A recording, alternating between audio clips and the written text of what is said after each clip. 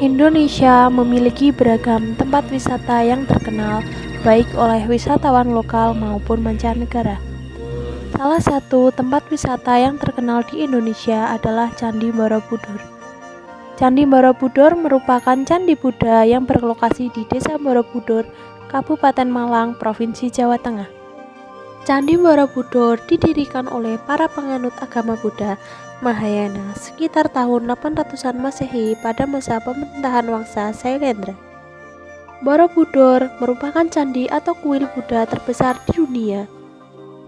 Candi ini terdiri atas 6 teras berbentuk bujur sangkar yang di atasnya terdapat 3 pelantaran melingkar. Pada dindingnya dihiasi dengan 2.672 panel relief dan terdapat 504 arca Buddha. Borobudur memiliki koleksi relief Buddha terlengkap dan terbanyak di dunia. Stupa utama terbesar terletak di tengah sekaligus memahkotai bangunan ini. Dikelilingi oleh 3 barisan melingkar, 72 stupa berlubang yang di dalamnya terdapat arca Buddha tengah duduk bersila dalam posisi teratai sempurna dengan mudra atau sikap tangan, Dharma Cakra Mudra atau memutar roda Dharma. Candi Borobudur dibangun sebagai tempat suci untuk memuliakan Buddha, sekaligus berfungsi sebagai tempat ziarah untuk menuntun umat manusia beralih dari alam nafsu duniawi menuju pencerahan dan kebijaksanaan sesuai ajaran Buddha. Para peziarah masuk melalui sisi timur dan memulai ritual di dasar candi dengan berjalan melingkari bangunan suci ini searah jarum jam, sambil terus naik ke undakan berikutnya melalui 3 tingkatan ranah dalam kosmologi Buddha. Ketiga tingkatan itu adalah Kama Dhatu atau ranah hawa nafsu, Rupa Dhatu atau ranah berwujud, dan Arupa Dhatu atau ranah tak terwujud. Dalam perjalanannya, para peziarah berjalan melalui serangkaian lorong dan tangga dengan menyaksikan tak kurang dari 1.460 panel relief indah yang terukir pada dinding dan pagar langkan. Candi Borobudur telah mengalami serangkaian upaya penyelamatan dan pembugaran. Proyek pembugaran terbesar digelar pada kurun waktu 1975 hingga 1982 atas upaya pemerintahan Republik Indonesia dan UNESCO. Kemudian, situs bersejarah ini masuk dalam daftar situs warisan dunia. Hingga saat ini, Candi Borobudur masih digunakan sebagai tempat ziarah keagamaan, di mana setiap tahun umat Buddha baik dari Indonesia maupun mancanegara berkumpul di Borobudur untuk memperingati Trisuci Waisak. Dalam dunia pariwisata, Candi Borobudur adalah objek wisata tunggal di Indonesia yang paling banyak dikunjungi wisatawan. Candi Borobudur saat ini dikelola oleh pemerintah atau BUMN yang diberi nama PT Taman Wisata Candi atau TWC Borobudur, Prambanan dan Ratu Boko, yang berdiri dan diresmikan pada tanggal 15 Juli 1980. Taman wisata Candi Borobudur tergolong besar karena luasnya mencapai 87 hektar. Pengelolaan kawasan Candi Borobudur mengikuti prinsip yang diatur dalam Kepres Nomor 1 Tahun 1992 yang membagi kewenangan pengelolaan sesuai dengan zonanya. Dengan adanya kebijakan tersebut dapat disimpulkan bahwa pengelolaan Taman Wisata Candi Borobudur telah dibagi. Zona 1 dan Zona 2 dikelola oleh PT Taman Wisata Candi Borobudur, sedangkan Zona 3 dikelola oleh Pemkab Magelang. Candi Borobudur merupakan salah satu tempat wisata yang terkenal di Magelang, Jawa Tengah karena banyak menyimpan nilai-nilai religius. Selain itu, Candi Borobudur juga memiliki daya tarik keindahan alamnya sebab letaknya dikelilingi gunung-gunung yang menjulang tinggi. Candi Borobudur menjadi objek wisata kebanggaan negara Indonesia dan termasuk 7 keajaiban dunia. Jawa yang merupakan salah satu suku terbesar di Indonesia juga memiliki keanekaragaman budaya. Masyarakat Jawa kental dengan kepercayaan mistis atau sering disebut juga kepercayaan dalam dunia spiritual. Masyarakat Jawa memiliki beragam teori yang menjadi dasar dilakukannya sebuah ritual. Upacara atau ritual yang dilakukan untuk menghindarkan diri dari dampak yang ditimbulkan akibat kesalahan manusia dalam masyarakat Jawa disebut ruatan. Masyarakat mempercayai ruatan dapat menghindarkan seseorang dari murka atau mara bahaya. Ruatan telah menjadi tradisi yang dipraktikkan secara turun-temurun di Jawa. Di dalamnya mengandung petuah, kebaikan, dan harapan untuk seseorang menjadi seorang yang lebih baik, yang juga terdapat dalam ajaran-ajaran agama. Di dalam ruatan ada doa dan harapan agar perjalanan hidup dilakukan bisa menjadi lebih baik dari sebelumnya. Ruatan sejatinya adalah simbol agar manusia selalu mawas diri, membersihkan diri dari keburukan. Ruatan sebagai tradisi leluhur adalah untuk membersihkan jasmani dan rohani. Bukan berarti kalau tidak ruatan tidak bersih. Ruatan hanyalah sarana untuk pembebasan dan penyucian atas kealpaan dan kekeliruan yang telah dilakukan. Membuang hal yang buruk yang juga diajarkan oleh ajaran agama. Pada perkembangannya, ruatan menjadi semacam sarana berdoa untuk memohon apapun. Ada yang ingin anaknya diterima kuliah, diterima pegawai negeri, ada yang ingin dikaruniai anak, ada pula yang ingin hidup tenang, tidak bayar hutang. Masyarakat Yogyakarta memiliki karakteristik yang disandarkan kepada nilai agama, dalam hal ini Islam, yang menjadi patokan utama dalam setiap perbuatan. Demikian pula dengan kegiatan selamatan atau ruatan yang tidak lepas dari unsur keagamaan. Karakteristik masyarakat Jawa yang bersandar kepada nilai-nilai Islam inilah yang menjadi landasan utama ritual ruatan sehingga tetap berjalan sampai sekarang. Jika diurai lebih jauh akan terlihat adanya sebuah motivasi dari masyarakat Yogyakarta dalam melakukan ritual ruatan, yaitu motivasi beragama dan motivasi mempertahankan atau nguri-nguri tradisi.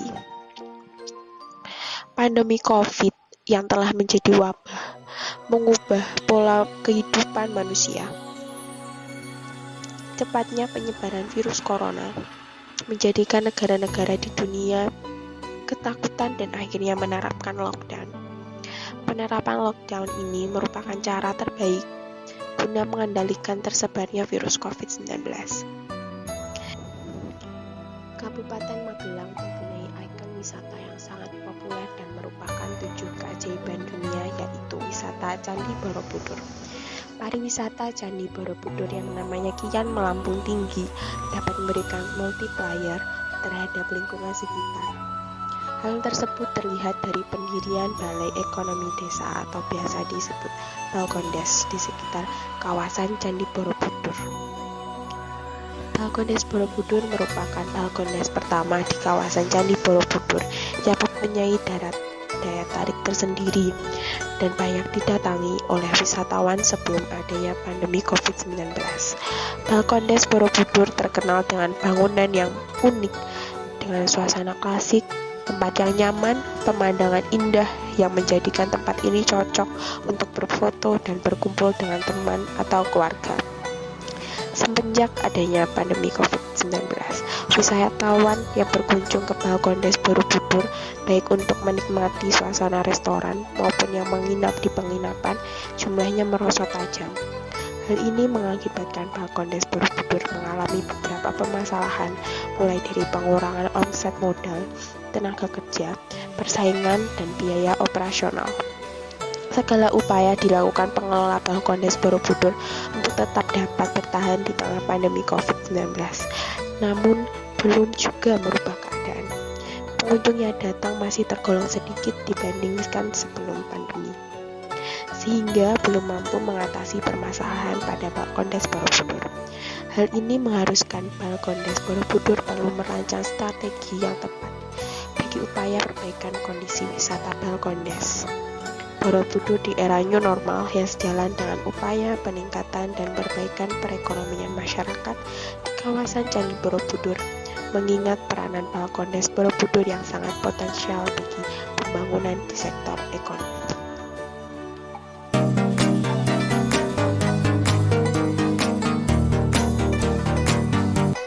Yang pertama, strateginya yaitu pemerintah dapat menyediakan paket perjalanan wisata Candi Borobudur yang dibantu oleh agen-agen perjalanan yang mempromosikannya kepada wisatawan. Contoh dari penerapan strategi ini kita dapat lihat, yaitu menyediakan misalnya paket liburan tur Candi Borobudur dengan satu keluarga lengkap dengan fasilitas kearifan lokal masyarakat setempat. Gitu. Poin kedua, strategi dengan cara meningkatkan kualitas sumber daya manusia di kawasan Candi Borobudur. Dalam strategi ini, pemerintah dan juga stakeholder melaksanakan pembinaan kepada masyarakat pada klaster pemanfaatan potensi secara maksimal oleh masyarakat, yang dimana pembinaan ini dilakukan dengan dampingan dan juga usaha masyarakat sendiri untuk memaksimalkan baik potensi alam, kearifan lokal yang dimiliki setiap daerah masing-masing. Kearifan lokal yang dilakukan dan dimanfaatkan itu berguna untuk melestarikan kearifan lokal yang dimiliki masyarakat sendiri, yang berisikan ciri khas pola kehidupan, interaksi, dan juga adat istiadat yang dapat menjadi sebuah pengetahuan dan pelajaran tersendiri dan bahkan baru bagi wisatawan yang berbasis wisata kebudayaan. Strategi yang ketiga yaitu pengembangan ekosistem pariwisata. Strategi pengembangan ekosistem pariwisata yang diterapkannya lebih menekankan pada keselarasan dan juga integrasi pada jejaring sosial, mata rantai nilai, dan keterkaitan antar individu masyarakat dengan pihak stakeholders yaitu pemerintah dan juga dinas pariwisata. Pengelolaan pariwisata mulai dari kelembagaan, sumber daya manusia yang dimiliki masing-masing individu itu bersifat struktur dalam membangkitkan dan mengambil peran aktif dalam mengembangkan wisata di era pandemi COVID-19, industri dan juga regulasi wisata, serta pengembangan pemasaran pariwisata dalam mewujudkan Indonesia pada kelas dunia melalui pemaksimalan pemanfaatan teknologi internet dalam memasarkan fasilitas dan keunikan wisata yang berbasis kearifan lokal di Candi Borobudur, sumber daya pariwisata yang berkualitas dan memenuhi kebutuhan industri yang bersifat unik dan meningkatkan daya saing industri pariwisata nasional. Strategi yang keempat, adanya strategi branding dan juga destinasi wisata prioritas nasional atau destination berbasis digital tourism. Pemasaran destinasi pariwisata yang berbasis digital tourism yang dimana dilakukan untuk menarik wisatawan baik dalam negeri maupun luar negeri untuk berwisata yang berbasis teknologi informasi. Sebagian besar wisatawan jika ingin mengunjungi suatu wisata akan melakukan survei secara online melalui media sosial. Dengan hal ini, strategi yang dilakukan dengan cara branding Wonderful Indonesia maupun Pesona Indonesia melalui advertising, melalui selling, melalui sales mission, marketing event, serta competing destination model. Yang dimana hal ini berusaha untuk mengambil data guna profiling dan juga strategi pengembangan pemasaran pariwisata dengan menetapkan target dan juga promosi yang tepat sasaran untuk wisatawan. Adanya metode ini memiliki tujuan agar mendapatkan pelanggan atau wisatawan yang dapat mengarahkan data traveler dengan berbagai sumber online ke destinasi pariwisata Indonesia, khususnya Candi Borobudur. Untuk strategi yang kelima yaitu berusaha membangun kerjasama pengembangan industri wisata. Adapun cakupan industri pariwisata yaitu setiap pihak yang terlibat langsung maupun tidak langsung dalam penyelenggaraan wisata sesuai dengan fungsi dan perannya masing-masing. Peran dalam pengembangan industri itu tidak hanya dilakukan oleh pemerintah, namun juga stakeholders lainnya, bahkan pihak wisata juga ikut berperan. Strategi ini dilakukan dengan pemetaan mitra strategis, penyelenggaraan wisata, analisis potensi kerjasama, dan juga pengembangan kapasitas industri yang dapat memperbaiki penyelenggaraan pariwisata secara keseluruhan dalam ekosistem bisnis industri yang sesuai dengan kearifan lokal dan juga potensi daerah setempat. Untuk strategi yang keenam, adanya pengelolaan data, informasi, serta teknologi informasi dan juga komunikasi. Teknologi informasi memiliki peran strategis dan juga penting dalam mendukung penyelenggaraan pariwisata dan mencapai target kinerja pariwisata. Strategi ini tuh dapat dilakukan dengan melalui penyusunan Grand Design Pariwisata Nasional yang bertujuan untuk mengetahui di mana sih positioning teknologi komunikasi pariwisata dan ekspektasi yang dapat dilakukan dalam pemaksimalan penyebaran informasi mengenai pariwisata budaya Candi Borobudur setiap waktu.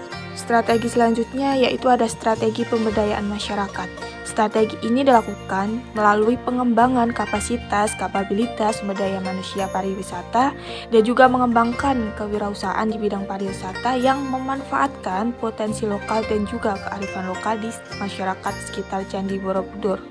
Pemberdayaan ini bersifat social entrepreneurship, ya di mana merupakan suatu proses untuk menciptakan sebuah nilai sosial yang dihasilkan dari adanya kegiatan secara bersama-sama antara individu dan juga peran aktif antara pihak masyarakat dan juga pihak stakeholders. Adapun tujuan dari pemberdayaan social entrepreneurship ini menjadi sebuah kegiatan yang menciptakan sebuah keuntungan, baik keuntungan pribadi maupun keberhasilan dalam peningkatan kesejahteraan bagi masyarakat. Strategi pemulihan di era new normal dapat dilakukan dengan strategi pemulihan dan juga penerapan CHSE. Ya di mana singkatan dari CHSE adalah ada cleanliness, kebersihan, health kesehatan, safety keamanan, dan environment adalah ramah lingkungan. Ya di mana dari Kementerian Pariwisata dapat melakukan inovasi dan juga perbaikan pada sektor wisata yang mengadaptasi di era new normal di era pandemi COVID-19. Adapun tahapan verifikasi dan juga sertifikasi program CHSE, yang pertama ada tahap penyusunan yang merupakan kegiatan kolaborasi pemerintah dengan menyusun protokol kesehatan yang ketat sesuai dengan CHSE. Yang kedua, tahap implementasi yang dimana dilakukan sebuah sosialisasi tentang protokol kesehatan berbasis CHSE kepada wisatawan di Candi Borobudur. Yang ketiga ada tahap pemantauan. Tahap pemantauan itu meliputi adanya peninjauan dan juga penilaian bahwa CHSE terhadap sebuah industri pariwisata yang akan dilakukan dan diterapkan di Candi Borobudur. Baik hadirin sekalian, sekian pemaparan laporan penelitian dari kami tentang membangkitkan pariwisata di masa pandemi yang berbasis kearifan lokal di Candi Borobudur, Magelang, Jawa Tengah. Sekian dan terima kasih.